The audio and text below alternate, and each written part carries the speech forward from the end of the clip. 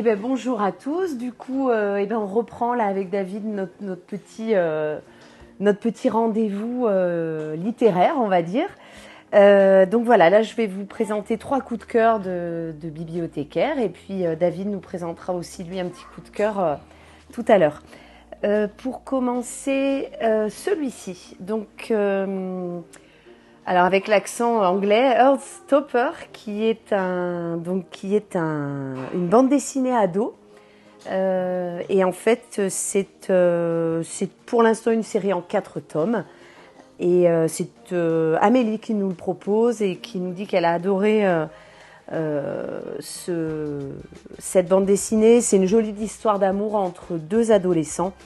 C'est également une bande dessinée qui a été adaptée sur Netflix en série. Je vous montre quelques... Voilà, c'est du noir et blanc, hein, c'est pas du manga, mais voilà, c'est du dessin comme ça, avec des dialogues assez faciles. Voilà, Amélie, c'est son coup de cœur de ce début d'année.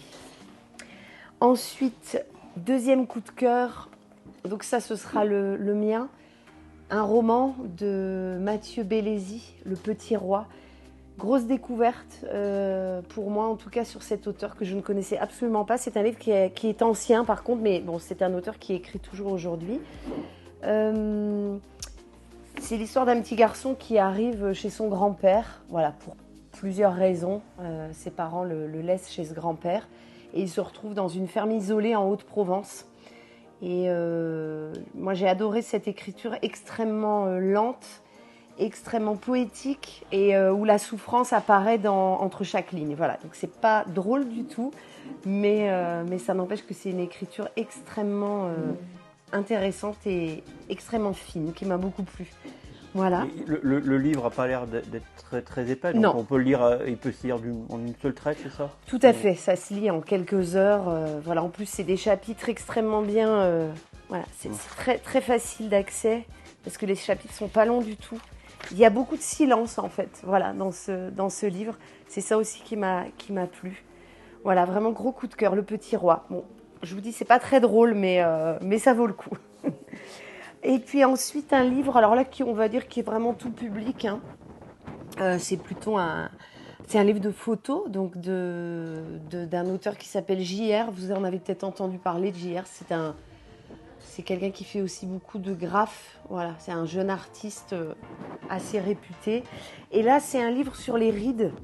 Les rides racontent la vie d'une personne. Et vraiment, j'ai gros coup de cœur.